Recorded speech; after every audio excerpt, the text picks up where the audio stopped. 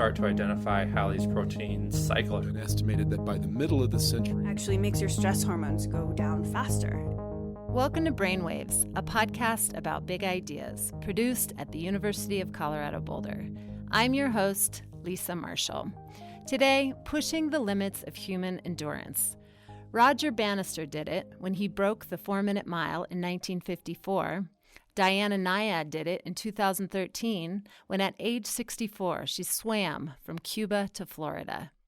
Thanks to advances in technology, including fancy footwear and self-monitoring gadgets, elite athletes continue to break records, and everyday athletes, we're pushing our limits too.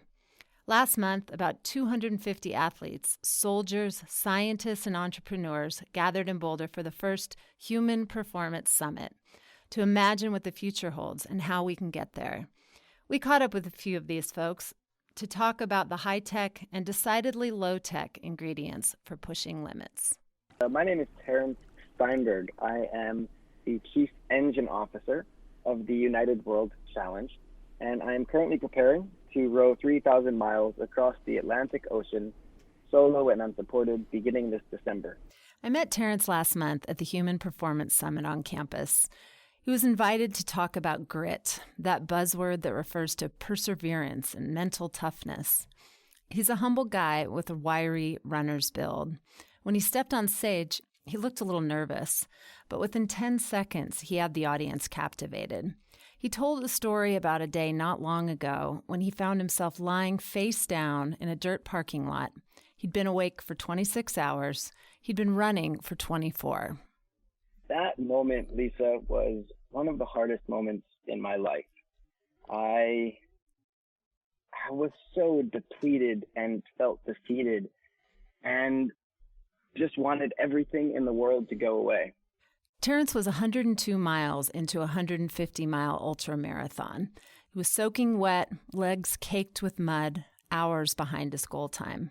The thought of running 43 more miles filled him with, as he told the audience that day, dread and despair.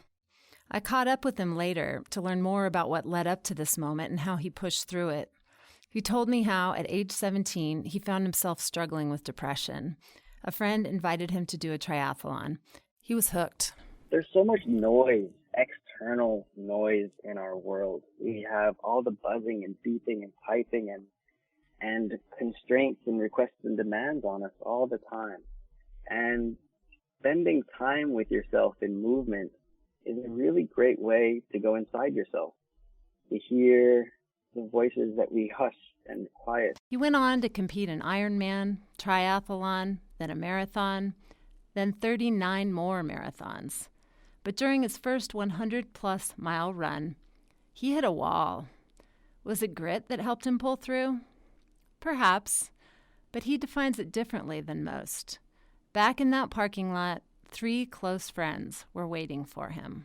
As I laid on the ground, they changed my shoes and socks, and they slowly helped me up, and they gave me some food. And when I couldn't keep it down, they gave me some more food and slowly coaxed me and ushered me back onto the course. And over the next several hours, they take turns jogging and walking beside me as we slowly moved along the course and put more and more of their love into me until eventually I was able to return that back to them.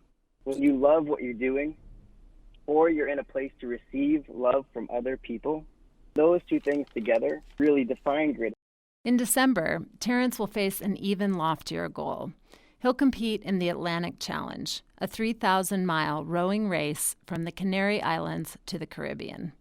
Most competitors will race in groups, but he's going solo. No motor, no company, just rowing for 3 months. The water is one of the interesting paradoxes of the row in that I can't drink the ocean, but it is my supply of fresh water.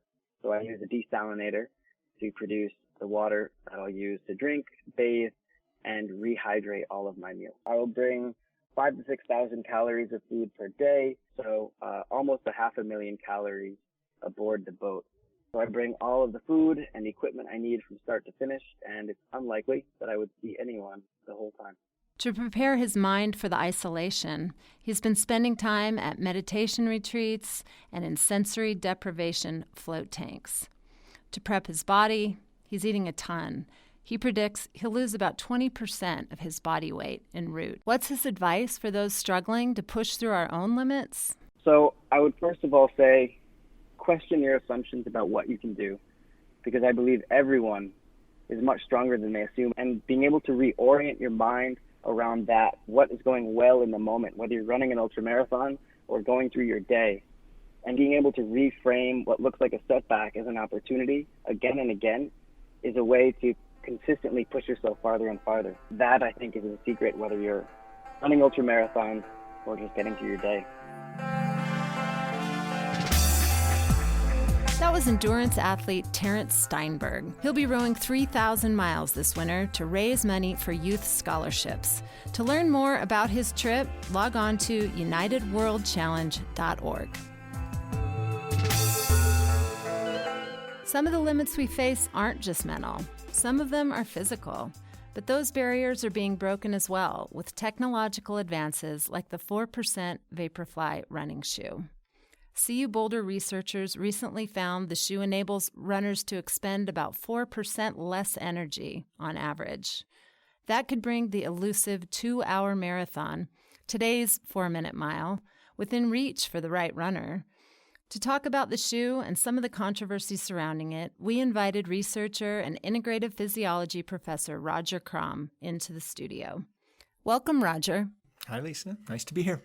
So my teenage daughter recently informed me that Kenyan marathoner Eliud Kipchoge is going to try to break the 2-hour marathon again. She was excited about it, and she's already anticipating this. So my first question for you is, why are people so interested in this? Why is the 2-hour marathon such a fabled milestone? Yeah, it's actually a difficult question to answer, I think, because it's rather arbitrary. So the marathon distance is not some round number. It's not 40 kilometers. It's 42 kilometers, 195 meters. It's 26 miles, 385 yards in old money. And that was arbitrary because they wanted the marathon in the Olympics to finish in front of the Queen's House in England.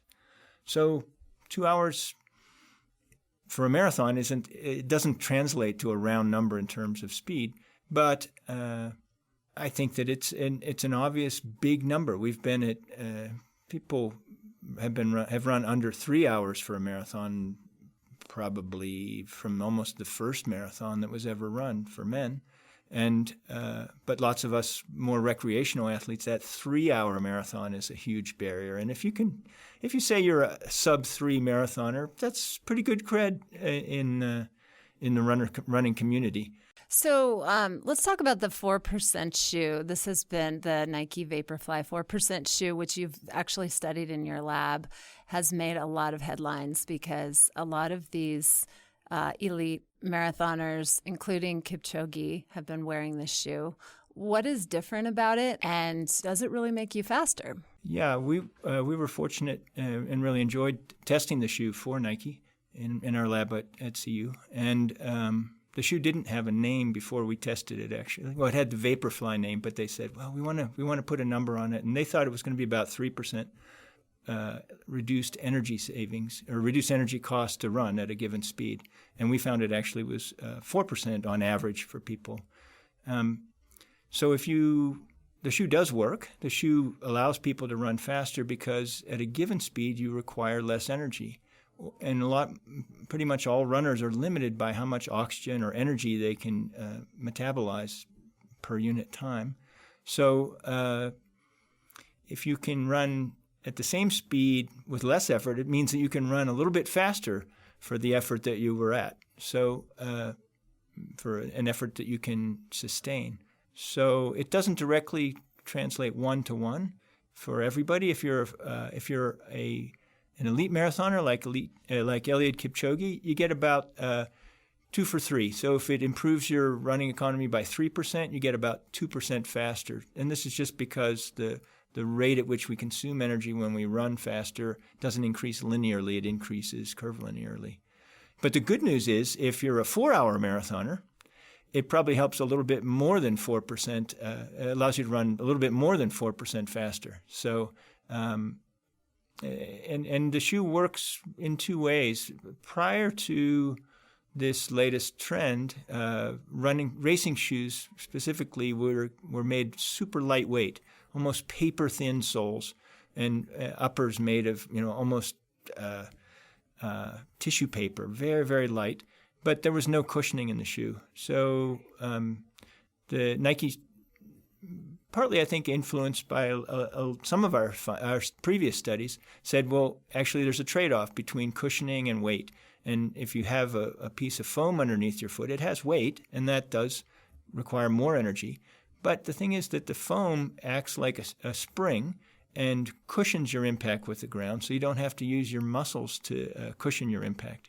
So what the Vaporfly does is it adds a whole lot more foam, rubbery foam, and it's special foam. It's foam that acts 85% or 87% like a perfect spring. It returns 87% of the energy that you land with for the takeoff. So there has been some criticism about the shoe that, and there have been similar concerns about new swimsuits and other technology that elite athletes are using. But about the shoe, some people are saying this is mechanical doping. This gives people wearing the shoe an unfair advantage. And it's not necessarily in the spirit of the sport to, especially if we break the 2-hour marathon, wearing that shoe. What do you make of that argument? I agree that running has been a fairly low-tech sport, and that has a certain appeal. It's something that our species has done for many, many centuries, and more than that. But other sports, technology is clearly a part of the sport. Cycling, ski racing, even swimming, but swimming was pretty new. That suit was rather revolutionary as well. I don't like the term techno-doping because doping is doing something that's secret, behind closed doors, not apparent to anybody watching the event.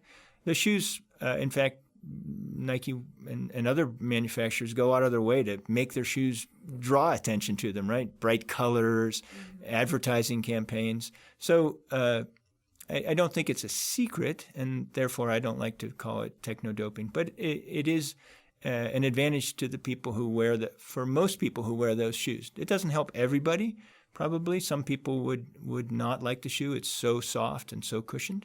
But it definitely helps a lot of people. So is it possible? Can he do it? Can he break the 2-hour marathon? I mean, do we have the technology to break that barrier now, do you think? Yeah, I'm pretty confident that Eliud Kipchoge can. Haven't seen anybody else on the horizon, although he won London Marathon by not too much, maybe 20 seconds or so. So there are youngsters coming up. He's not getting any younger, like all of us. But he seems to be the best choice right now, and I think he can. I think that he could do it on a legal course. In other words, a course within the rules that isn't like a completely downhill course, and it doesn't have a tailwind for the whole duration. I think he definitely could do it. He may be using the next generation of Vaporfly shoes. And that was my question. Very last question. We got about 30 seconds left.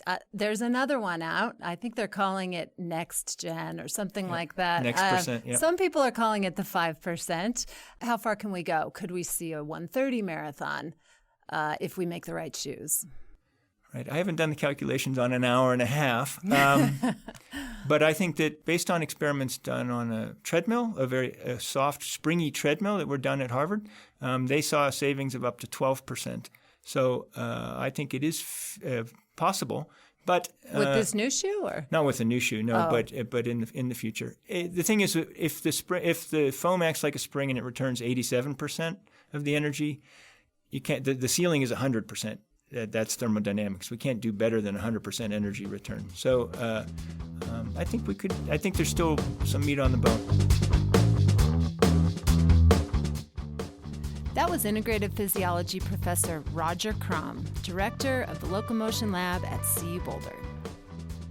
As we strive to push our physical limits, we're also changing how we measure what we're doing. with increasingly advanced tech. I'm a very big fan of the Nike Plus software, and that's an app I can download on my Apple Watch. This is the Garmin Forerunner 235. The 910 XT, but it's triathlon, so you can swim with it, bike with it, and run with it. Primarily track mileage and time. I also really like the altitude feature to track my elevation gain and loss when I'm trail running. I can insert what footwear I wore that day, and I can go back 8 years and see what my runs are. Pace, my heart rate, time I'm running, distance. For swimming, it counts your laps. It's even got a storm sensor, so it can tell based on barometric pressure if there's a storm coming. It's nice to know how far you're running, how fast you're going, if you're getting faster. I definitely pay attention to it more because it makes you kind of competitive.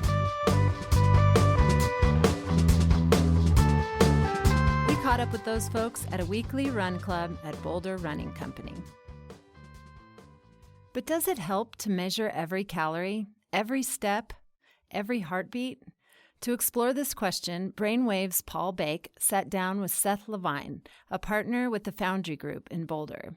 They invest in promising new technologies and were among the first to invest in one of the gadgets that started the quantified self movement, the Fitbit.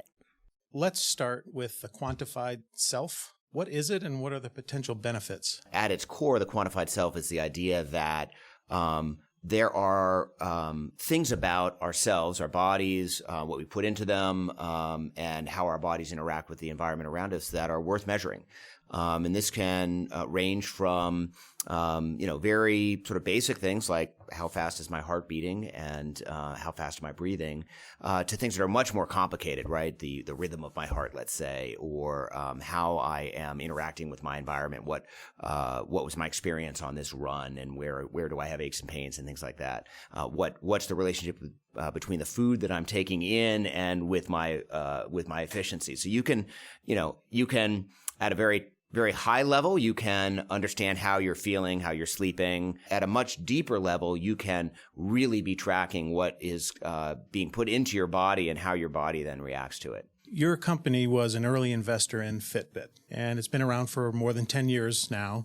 In that time, what changes have you seen in how we're measuring our activity and the kinds of things we're tracking? When we first invested in Fitbit, it was really, the markets were at the cusp of what we now think about as quantified self. The term existed, but wasn't something that people talked about a lot. And we'd actually spent a bunch of time playing with these devices that you put on your body. Of course, heart rate monitors existed at the time. There was basic power on bicycles and things like that. Power measurement for running, for example, didn't exist at the time.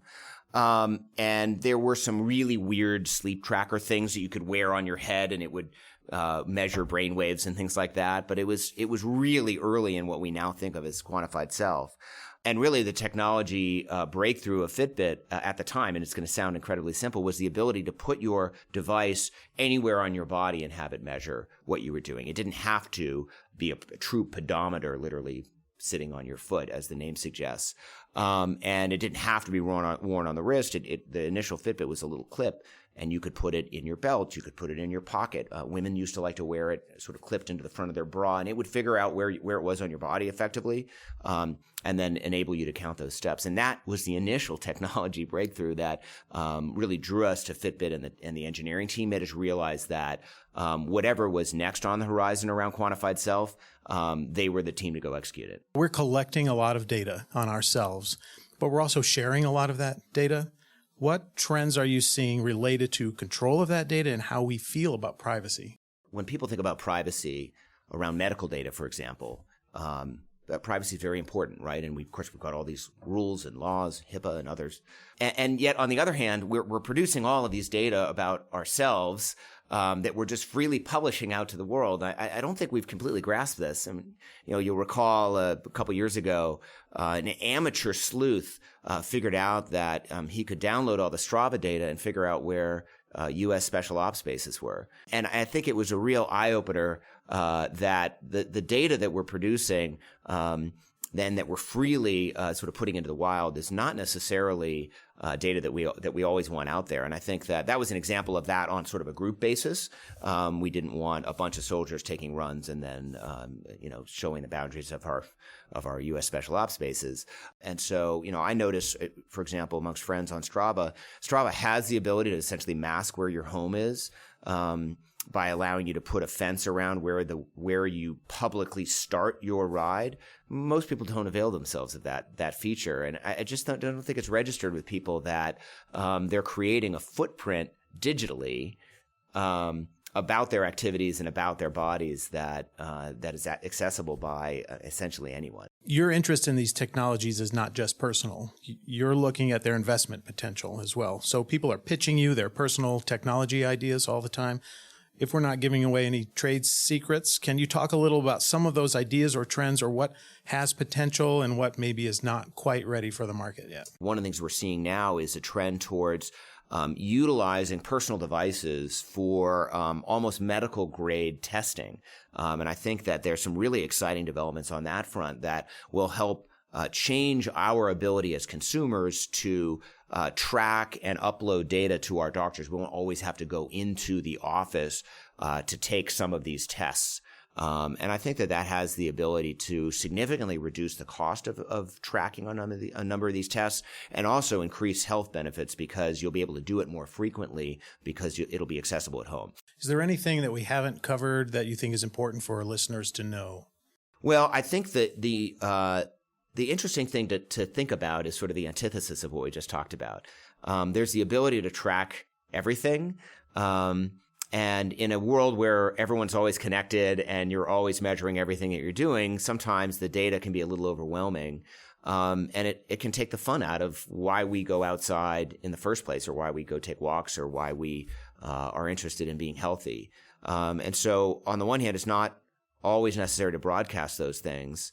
On the other hand, it's also not always necessary to track them. I find myself more and more taking bike rides or going out for walks where I don't really care if I have my Fitbit on, or if I'm going to upload it to Strava later, and I don't ride always with a heart rate monitor. Like, sometimes there's just too much data, and sometimes it's just fun to be out and enjoy what you're doing for the sake of doing it. That was Seth Levine, a partner with the Foundry Group in Boulder, Colorado. Thanks for listening to Brainwaves. If you haven't already, please like, subscribe, and share. I'm Lisa Marshall. Paul Bake, Cole Hemstreet, and Dirk Martin produced today's show. Andrew Sorensen is our executive producer. Check us out next time on Brainwaves.